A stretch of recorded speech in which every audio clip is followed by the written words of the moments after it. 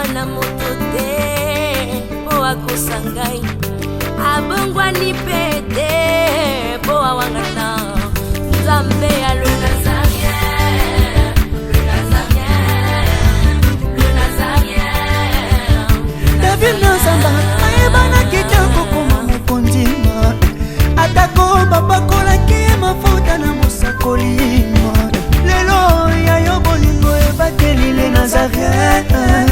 lipamboli oyo emonanaka te mpeni mama kantelobi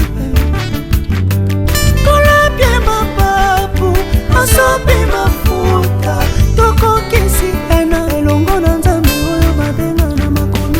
Jésus kolimite nzambe te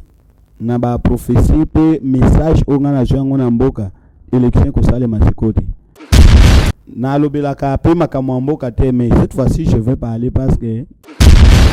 ba président au moins même Kabila ninga za ba Kabila ne ba sa musala wana bazo souffrir moto lokwanga so ba proposer ngana comme président na konji mate pona ko bebisa kombo na ngapama na ko gosisiation mutu na ngapama Congo veut souffrir lelo alliance Mobutu asala.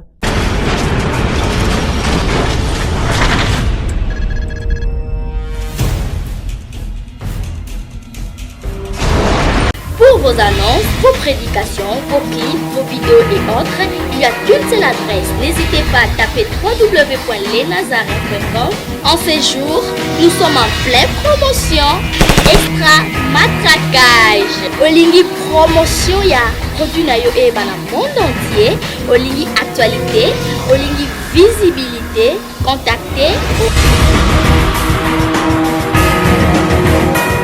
les Nazarins. 100% chrétien, toujours vos amis.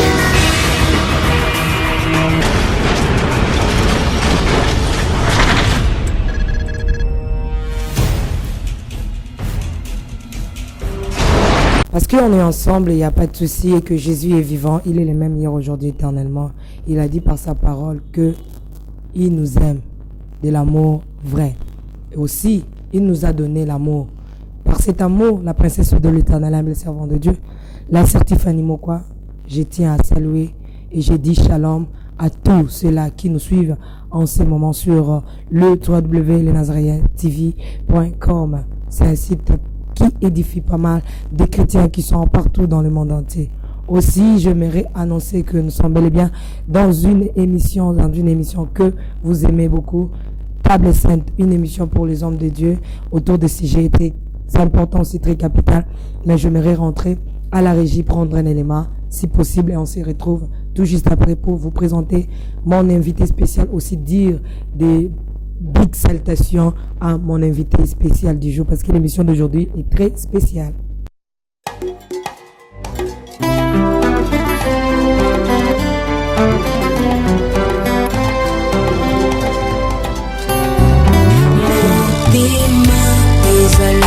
Kasi moko bapesaka na moto yo mingi ngai na ndima napesa na masiya wazali kita moko kati ya motema ezali ya moto ya oyo moto ekoki kopesa na bonzambe na yo na langwe bolingo na yo singa oyo zali pona ngai natali somo ya bato te kasi monene na yo masiya alawe sanga ye alawe singa ye alawe sanga ye alawe singa ye. Ok, merci à la régie qui nous a balancé cet élément qui a fait plaisir énorme à tous les hommes de Dieu, à tous les servantes de l'Éternel, aussi à tous ceux-là qui aiment les Nazariens. Merci beaucoup. Je reçois pour vous l'homme de Dieu, le prophète Boaz. Le prophète Boaz, c'est Bruno, c'est mon invité, Moutaba, maître chinois. Sans plus tarder, je dis shalom, shalom, bonjour. Bonjour ma bien-aimée. Comment vous allez? Je me porte bien par la grâce de Dieu. Ça se voit, un mot pour le téléspectateur. Je suis très content de vous revoir encore et puis que Dieu vous bénisse grandement. Que Dieu vous bénisse. Je disais tantôt que l'émission d'aujourd'hui est vraiment un peu spéciale, quoi. Un peu spéciale parce qu'on a réussi un bébé spécial sur ce plateau. Et voilà la raison qui nous pousse déjà. Parce que maman, mon kazo kapasi akobo, ta foi, t'as déjà calamité. C'est quand on a frère Jérémy, pendant que bazo faire circuler photo, il y a bébé wana. Frère Jérémy vient. Shalom, bonjour. Shalom maman, bonjour. Comment vous allez? Grâce sur grâce. Grâce à frère Jérémy na cadre de surprise parce que Mikolo yo sozo sala baninga ba osala yo pe hein. Aujourd'hui eza jour mama mokalingi ya bota mwana moko. Mwana ngalinga kale Nazaraya mingi apambola pe batuna le Nazaraya. Est-ce que prophète bi mwana ngo? Oui, nazoza na moi idée mais comme mwana soza na libumu alobaka te bon. Sans plus tarder, dans ça la surprise pour bisoto yebi ba date de naissance ya bango. Frère Jérémy, je me reste que ça surprise na bébé oh mais comme déjà mkolo bébé mkolo. Ça la surprise na élément moko ya bien pendant qu'il va photo les au cirque.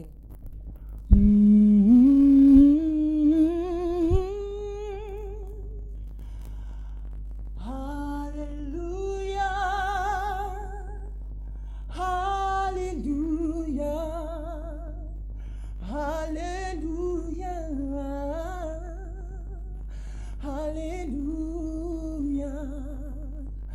joyeux anniversaire, Botama l'amour, Papa Bruno Boaz. Alléluia, Nzamba bomba yo. Asalela yo lisusu ya koleka joyeux anniversaire. Alléluia.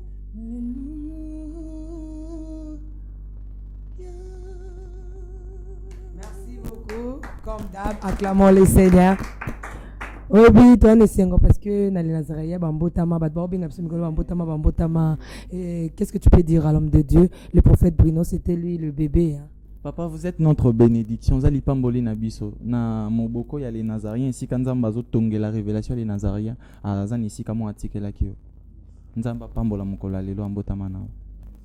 Merci beaucoup prophète Bruno. Joyeux anniversaire hein. Déjà balobi national ne lokolo lobatin. Na sepeli mingi ndenge bokanisi nga bobosani pe date anniversaire na ngate c'est une bonne chose. Et puis na sepeli mingi na frère Jérémy ayembi kitoko, je me rappelle na révélation na zwaka ya lèvement, je crois azali moko ya candidat ya lèvement nzamba pa molemi. Wow. Gloire à Dieu, merci beaucoup. Prophète Bruno Boaz, Tikalete, Opambola, toujours le Botaban Nzambe, Yal Nazaré. Donc c'était là l'anniversaire de l'homme de Dieu, le prophète Bruno Boaz, à Baksim Boula maintenant. À quoi qui c'est combien? Et bah, à Jamosa Nzambe. Et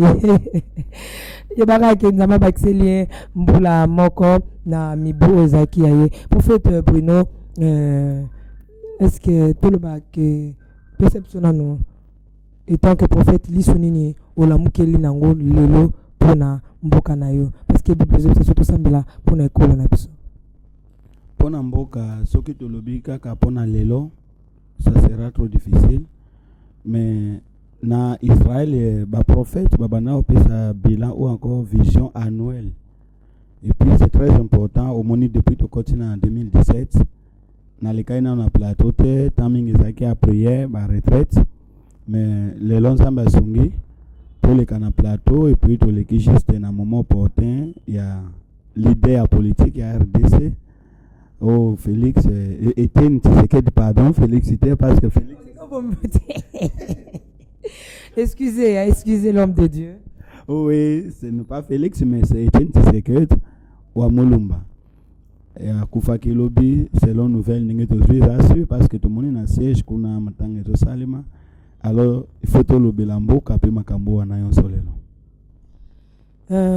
Bino basel na Nzambe. To mona kia ya ile ya marakufa ki Nzamba talisa ki Nzamba talisa. Ya to ndenge to zui deuil national.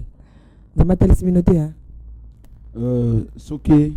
tokoloba presque tozobimisa message yango na retard, les gens ne doivent pas comprendre, mais makambo aliwa Tshisekedi nzambe atalisaki yango so bato baloba eza bapoison banini, mais ntango nzambe alakisa biso eza poison te, donc c'est la volonté de Dieu. C'est la volonté de Dieu, mais ce que je sais Tshisekedi akufi na douleur munene na motema. Douleur ya kufi na ngona motema eza pona libotani te, mais pona Congo. Tshisekedi azalaki na vision que même na dernier jour ya vie na ye akomisa peuple congolais à l'aise, comme abandaki koloba adage nezaki toujours le peuple d'abord, alite na manière nyonso. Malheureusement na Congo batraître baleki bahypocrite bavrai politicien baza na mboka te. Tshisekedi se battait pona kimia ya mboka oyo aza envahi na batraître mpe barwandais jusqu'à tel point que akufi na souci ya mboka, mais apemi akufi selon volonté ya Nzambe. Mais on parlera beaucoup aujourd'hui sur réalité en mboka pe makambo mosusu. Merci beaucoup.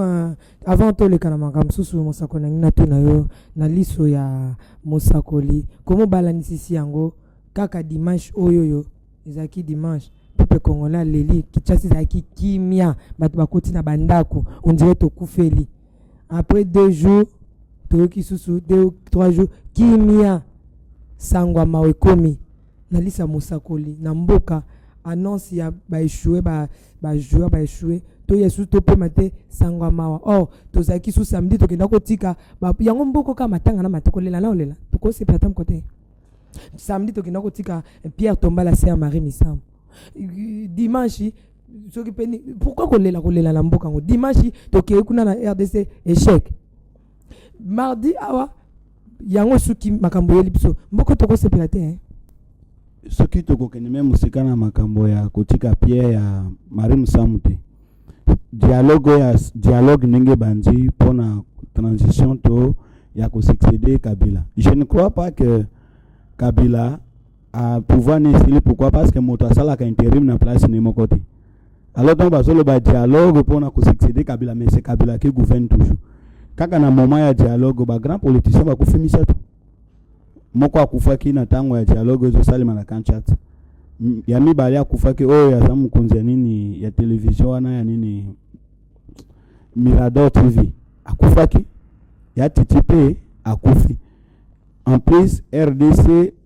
bakeko beta bale ba échoué bakatani dozo soko wa mzumi so ya molimo zotala ke mboke soko veut le chaos. Mboke soko veut le chaos. Tala vie au Congolais zo meni malamu. Okuta même na ba entreprise nyoso ba entreprise pareil étatique autour na mboko ke bango bazaka na makambo ba arrêter de salete. Okuta arrêter à 5 mois, 6 mois, 7 mois. Bato bazo futa mate vie commis difficile, tracasserie. Il y a ba service à l'état pe ba policier. Donc okuta ke mboke zo avancer te mboke zo sani ne zo ngasima. Mboke zo ngasima. Donc même makambo élection ndenge bato bazo kanisa ke élection ko sale mangai comme prophète na zolo ba ke élection ko sale masikote. Date wana bati e ko sale mate. Mboke zo ke vele ka. Comme on niti sale makan. Soki na ko limiter nzambe te na ba prophétie pe message onga na jango na mboka élection ko sale masikote. Élection na ko ekoloba ke élection e ko sale masikote avant 50 ans. Pourquoi? Parce que nakokoma nango tout de suite tango tokota na détail makambo mboka selon ndenge makambo ne zo le ka ba négociation eza distraction. Obinde ba céder primature na solo bango clair na plateau ne ba céder lo bango tala ngate pezo te pana ngate baneti ke mambo lo bozo ah mais mama kamno mozo bana na mboko tala peuple tango yo zo poser nga question ngande na zolo ba bombo na nga prophète Bruno Boaz représentant légal au ministère de la délivrance. Et puis je suis un prophète majeur parce que nabanda musalo kale et puis je suis trop sûr de ce que je parle. Et surtout na makamwanzambe nazalaka na sentiment na lobelaka pe makamwambo kate, mais cette fois-ci je vais parler parce que na yebi kenzamba lobelinga. Omoni po bayeba un prophète au moins tango nazwa ki même message tango na fanda na ba collège ya ba serviteur na pesa ba mon message pona makambo etali mboka pona makambo etali même liwati Tshisekedi. J'avais parlé sur ça avec mes serviteurs bayebi yango et puis mpona makambo etali meme réalité kokomela Israël na gouvernement ya nani président américain atalise bango nyonso na baye nazwa kosa émission ko averti peuple ke Tshisekedi wa akokufa bayisi papa makambo na koloba te po bakomona neti bakoya kobuka église babuka église te makambo mosusu ifo toloba avant parce que ntango ekokisa makumu nzambe ezwa lokumu omoni réalité ya mboka ndenge ezokende wana bazo endormi bato bazolakisa bato pongi omoni ndenge nani gouvernement majorité basede primature oyo bapesi yango na opposition bayebi ndenge bakorécupere nzambe adévoile makambo wana nyonso bakorécupere yango ndenge nini tokende traitement na détail parce que plateau za na plateau tozosala heure omoni ndenge basede primature wana bazolobake bazopépare élection mbongo oyo ezokota ezobima ekokoka kosoutenir élection te soutien ekouta na étranger mpona kosoutenir élection mais eloko nini ekokase élection wana bitumba rébellion ekoseleve na apartir ya este selon message ndenge nzambe apesi rébellion ebanda kota este ekoavance en toute grande vitesse maloba ya barebele wana ekozala nini ifo Kabila adémissionné parce que mandat nesili me afandeli mboka eza maloba okosa eza bien comploté par eux-mêmes mpona kodistraire bato rébellion ekoya te kokoma proche na Kisangani ekozwa meme parti ya Kisangani me mobimba te ntango ekokoma proche wana bakosenga négociation ntango bakokende négociation bakosenga partage ya pouvoir bakosenga nini primati ekende côté rebelle et puis nini oyo meme baministre misusu bauta côté rebelle misusu bauta côté ya gouvernement mpo mboka ekota na transition manœuvre wana nyonso to ekozala mpona nini mpona kosala ke Kabila azokontinue toujours na manda na ye ntango bakoya meme négociation ya kotikala wana bakozongela ezo systeme ya bavice président na baprésident omoni biloko oyo ezokende soki biso bana nzambe tozokota na distraction natalaka kamera ndenge olobaki soki biso bana nzambe tozokota na distraction ezali erreur grave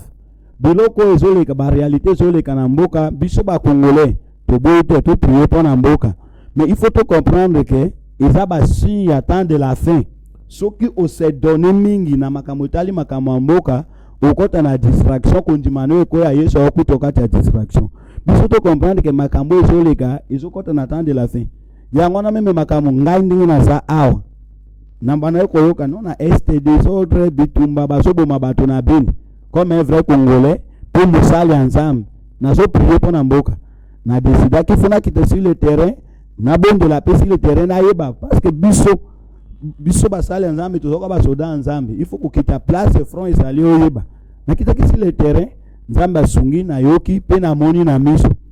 mama makambo ezoleka na mboka na biso premier objectif ya M23 nde bayaka na bitumba ezalaka nini M23 bitumba bayaka nango ezalaka mpona kozwa RDCT mission na bango ezalaki bazwa Nord Kivu Sud Kivu pe basa République de Kivu ntango bayaki na bitumba wana ba-avance eloko ekasaki bango ezali changement ya régime parce que moto abanda kosoutenir projet wana ezalaka Sarkozy ntango Sarkozy président français akufi po moni biso na Afrique lelo tozolobaka makambo ya indépendance mais en vérité Afrique ezwana indépendance te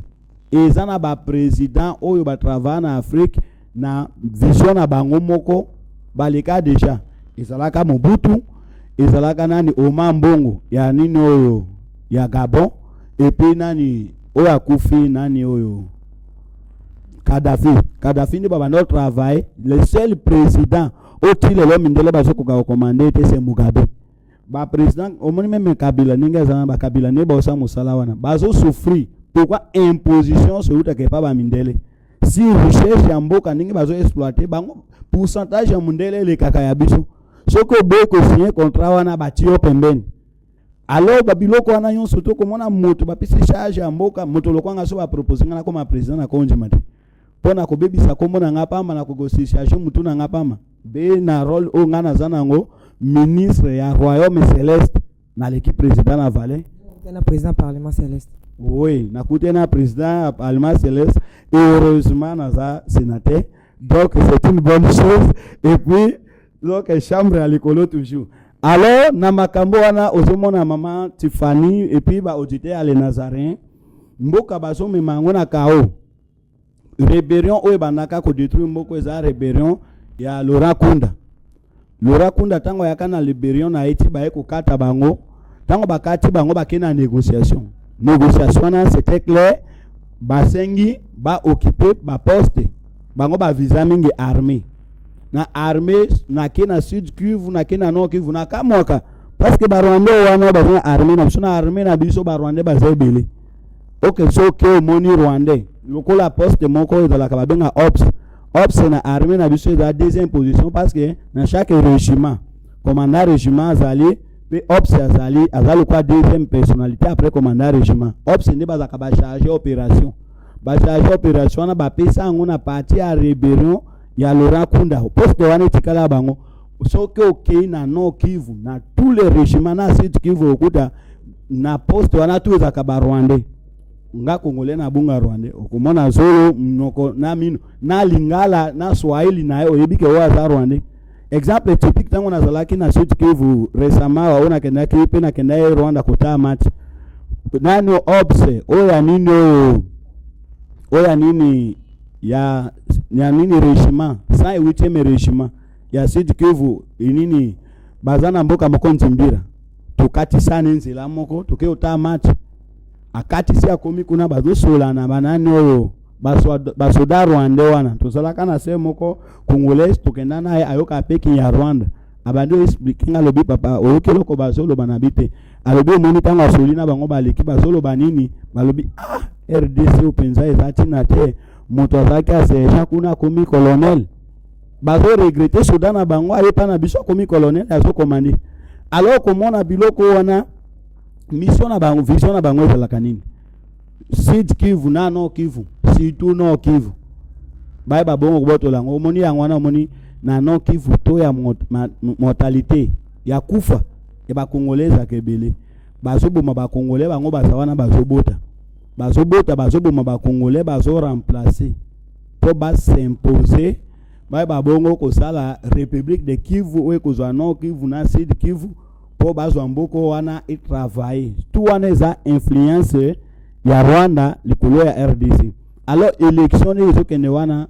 arme oba ko utiliser le plus efficace on nzambe alobi bo matabo kitabo pesanga ka raison arme ngo ko sala bako yana rébellion bako intimider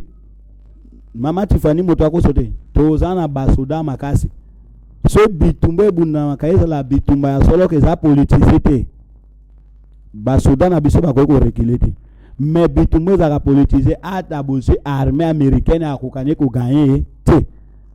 yo moni liboso tango bayaka na mission wana ya kokabola Nord Kivu bazonga ki wana za reprise stratégique otoloba Mamadou Abunzi alongi reprise stratégique pourquoi bato baboyaka Nord Kivu ka bona te et ba resi mission na bango te ezalaka basoda congolais te ezalaka ba rebelle ADF nalu bazana montagne ya Luenzori oyo bazaba rebelle Ugandais na Zamba tango ba résister parce que pote ba céder ba partager Nord Kivu il faut pe côté wana ya montagne wana iko kati ya Nord Kivu ba ki ba rebelle wana baza lourdement armé bakoki ko franchir te négociation saleme ko kite bazongi tango balobi ba repousser M23 zongi si le gouvernement na biso attaquer et organiser bitumba contre ba rebelle wana bitumba na bundamaki il y a aussi des Rwandais armée rwandaise bando officiellement imaginez beaucoup de gens ont un conflit mais armée rwandaise bando officiellement pour na soutenir bitumba wana donc c'est la distraction awa na Kinshasa toba katibisona ba Rwandais tozanga conflit mais soko komi na Nord Kivu Sud Kivu oba ke Congolais moto Congolais ayoka na kanema la mweza Rwandais exemple typique mboko biso na bango tozanga conflit frontière ya biso na bango 24 eza polele tango a match ngana na bando kene nafana na Kivu no nafana na nini Bukavu avana kene ofana na Kigali na bando longwa Bukavu na lokene match ntoko longwa match kuna toyeto komi na frontière 1 heure tukatisi toyenda ko bomoko général moko ka biso awa ya Congo tango akenda kuna na este parce que na este sokomi eza surtout na no Kivu na sud Kivu kokuta mingi ba milito bazakuna bazabangala basodo ya Jean Pierre Bemba wa bundaka na bango nde bazo bango bati bango kuna alors bango wana général moko akenda ka général azape général ti lelo na armée na biso ayisi bango alobi bino bokanisi ke awa bitumba ezali ezali kamwa mwana tata mwasi na mwana noko nde bazo sakana so bino boyina penser a bitumba bokukufa lokwa basoso donc bato bazo distrait biso pa mayongana loba congolais besoin à disposition ya ko prier ko luka lola pe intervention ya nzambe po eya babongo ko sala na mboko ya biso. Mais prophète to zongi susu sima poto tuna motuna nzamba zali ko enseigner congolais na ndenge nyoso tuma pour ni congolais zo sosola te po biso ndenge to zabuto ya chaîne chrétien to ko tala ngona liso ya molimo komona ete to betana lukalikini soki e salamaki que RDC et les kaki Léopard alekaki na demi-finale na likambo ekweli biso ya papa Titi. Mes condoléances na ba congolais nyonso na ba diaspora na bana nyonso to ya Congo bazali banda na biso nyonso ya likambo ekweli na mboka ezwi chakunde ke koseka te et puis na famille ya notre papa le papa Etienne Tshisekedi to elingo bana na nini to beke nzamba yebaki ke RDC ozo sepela poto to sepela ki que RDC ozo sepela o muto mérito sepela te et sengelo la tolola se po oza mutu kaka ya kolela papa prophète so solisango na spirituellement ndenge na lobaki mboka isa annonce kao poke zo keve kao d'abord RDC akoyape koleka te pourquoi parce que mboka lokwa Congo ona monde entier bazo respecter ngo kwa mboka oza chrétienne mais ba dirigeant Congo bazo luka ko lakisa polele ke bonganga bazo ke no beta match ole ba reni ba sali nzambe to babenga mosali nzambe abondela pona ba jouer ba kende bango bazune nganga bakena e bazinganga bakeba ba chef coutumier ba sali cérémonie matango bakene ba chef coutumier la ka ndenge na ni prophète ngefalo baki na ba déjà que RDC ko franchité na kanisi bano sola no mingo ibe equipe na zo soutenir mwena lo bango ezate po ba congolais ba manga mabanga ba lo bana za fu congolais na lo baka ke ba olekate esala Moïse Katumbi na nino na nini Lubumbashi na final ya nino final ya Mazembe ngabeta final retour en domicile Moïse Katumbi a réuni banga nini chef coutumier yonso asali bango badon ba pambola nani Mazembe akene kozwa a perdre coupe na Lubumbashi yango wana bango balingi bakende wana bazuke kana chef coutumier bazwi nganga nani représentant momo bakeni bafani setina kati ya tribune lokwa vice entraîneur nganga do espoir mobima nganga yango no moni ye monaki équipe lokwa Ghana avant baba na match ba sani ba sangani basimbani ba prier ye monaki ba congolais ba prier bazaki na confiance te ke nzamba kopesa bango coupe ba yebaki ke nganga azali nganga lobi tozonga na coupe chef coutumier ba pesaki na no ministre 11 nino ya kola ba yebi ke 11 nino ya kola wana ba pesi c'est-à-dire 11 joueurs ba koya na coupe siko bango ba chef coutumier wana na nganga momo wana kendaki bazui coupe te ba yoki sonite et puis gouvernement fait comprendre que sans les hommes de Dieu Congo kende liboso te. Ça les hommes de Dieu Congo qui est avec les hommes de Dieu Congo peso zonga kaka sima. Comment bobalani si yango ke RDC et PC les opesa totalement nzambe mu Congo. Pona nini? Eza du ya nini? RDC opesa tina makambo komi komona na polele ke ba 5 ba chef coutumier ba boyi na bango nzambe ba boyi na ba sala nzambe ba kote sur makambo na bango na sur tout le plan. Maman Tiffany, il faut vous dire la vérité. Ce qui est le RDC ce sont asima base nango na 50 ou même 70% ils a basali nzambe pourquoi majorité ya bato osimba bible na Congo ce sont des faux serviteurs bazo sala nzambe kati na solote congolais d'abord azana makila orgueil mosala nzambe azana besoin ala taba veste ya lix atambola na mutuka kitoko. Et puis ceux qui ont occasion, il y a comme un président. Bango ba pesa ka prophétie, ou ko sepeli sa président, pour les occasion à Zambongo. Président Kabila ningi azawana. aza d'ici découragé abati a considérer ka isoma kama nzambe te pourquoi ayamba basale belé amona pe makambo bakosa ebele. Alors makambo mboko ningi zo passé même ba chrétien mama ozomona na poko tambola na poko na Kinshasa mona ba bare nyonso etondaka L'église nyonso pe tondaka. église nyonso etondaka ka bato batonisaka ba bango nde batonisaka église tina basali nzambe na Kongo bamelaka masanga bazali na yebi bango nakenda komona serviteur moko po tosolola nakenda komi afungoli nini frigidaire naye abemisi whisky po aservi ngai namona yango bondoki nga naye kotalo oyebi ke moninga na mosala nzambe yo na bolango wana ya masanga ozwa nga opesa nga masanga zo kimisa molimo mosantu na nzoto ya moto. Alors biloko wana nzambe alobi reviendrai à moi je reviendrai à vous. Mboko ozomona mama Tiffany sans vous mentir ils ont avancé ils ont que ne veut KO.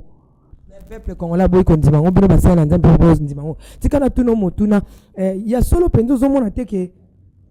bakangisi bino munoko po tozomona na makambo nyonso ezoleka basala nzambe penda bapesi makambo nyonso to mukongo momona bazokipe kaka bofrande na bango beglise na bango etonda mais na makambo ezoleka nyonso ezoleka bazolobela te ezake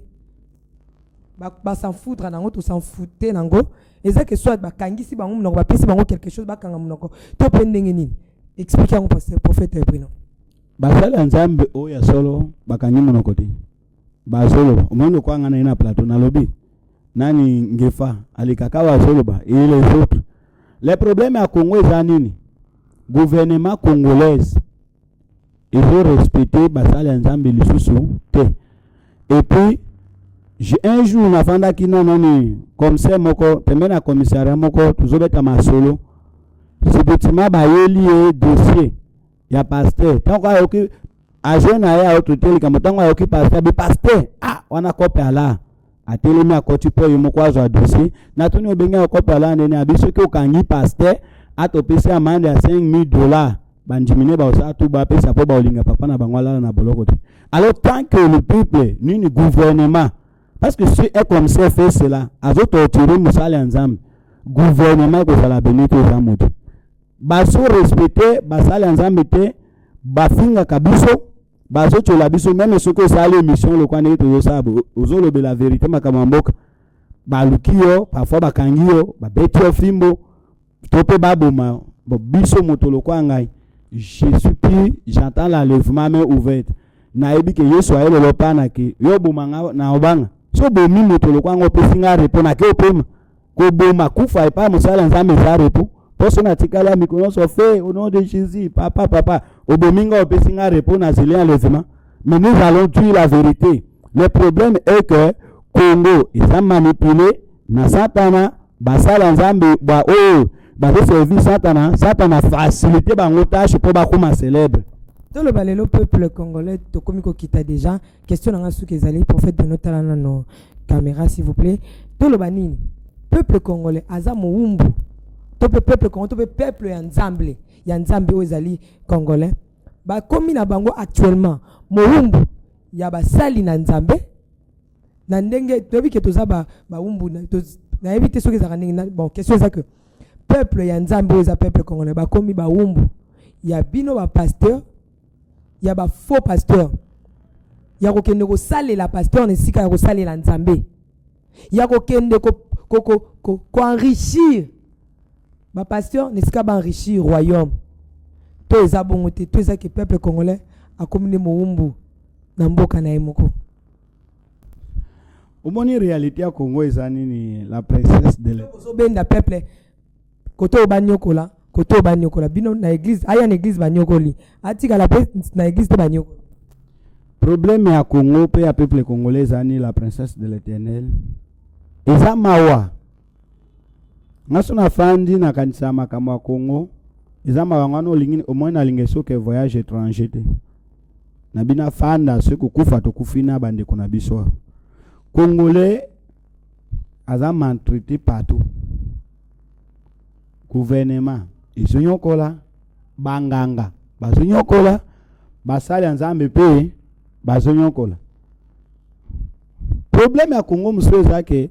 église ndenge tondaka majorité ya baeglise etonda na ndenge ya tribalisme wana aza moluba ndeko na biso tokende osambela ntango ake na esprit ke aza ndeko na biso église ya ndeko na biso amona mabe to malamu ndeko do ekomi lokwa mutualité club ezosubo nzambe te yango moni bapaster bakoma bamaître suprême ya église yango namoni nga na bondela mingi mpo na le nazaréen ke nzambe asunga yo osalela sentiment te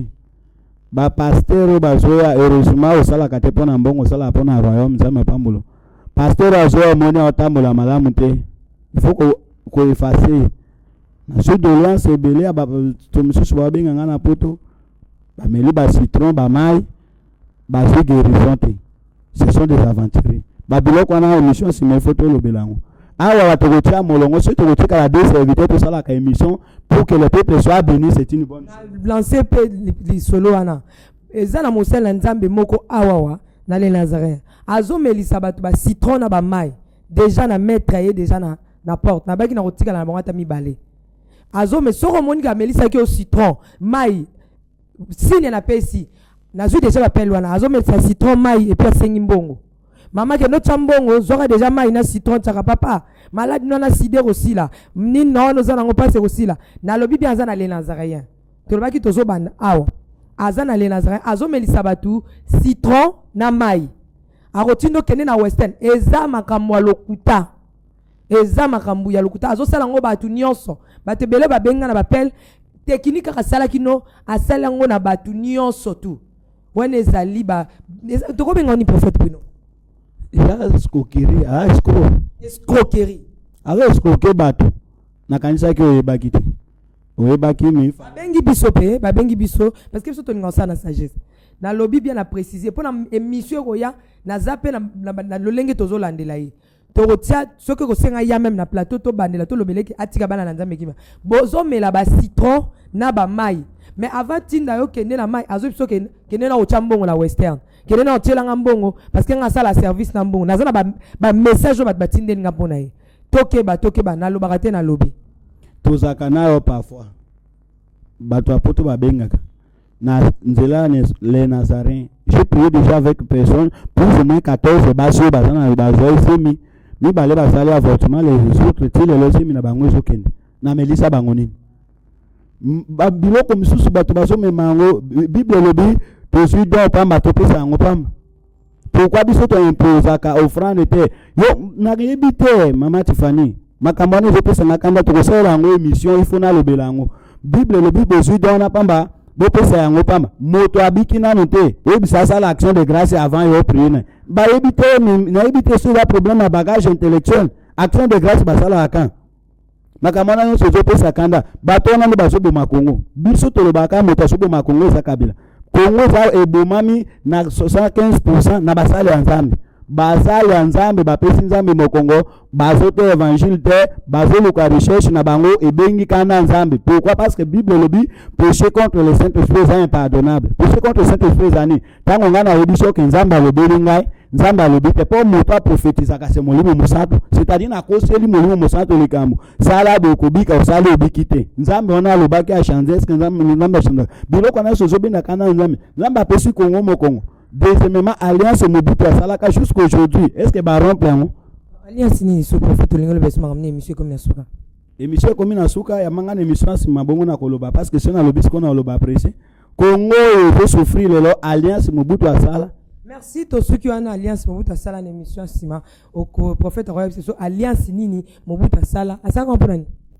asala kapo abatela bokonzi na oyebi bien na salaka na Mobutu soki parmi baserviteur balekaka peut-être moto ayebi Mobutu koleka ngaza te asala alliance po abatela bokonzi na des autres alliances tokenda na ya ensemble numéro na téléphone numéro ya téléphone na kanisi bano balanda nga déjà bayebi ezali 243 code ya RDC 91 00 100 et puis 94 na bungi kutu 081 081 00 194 081 00 otie 100 donc 1 na ba 0 94 yango oui yango wana nduma tuninga certifié no kanga ni ma prophète Bruno Boy Oui, ya seule fois tout na mais a évité que le quoi yo za député ngana za sénateur. Ah, prophète. C'est juste l'ambiance de l'émission. C'était là la présidente de l'Éternel, la présidente du Parlement céleste aussi avec le prophète Bruno Boaz, l'église n'est pas bien enrayée, sénateur. À la prochaine, ciao.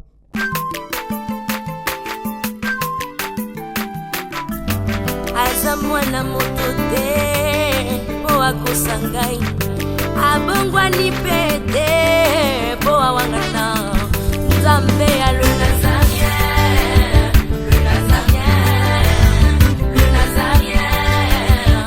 David Nazamba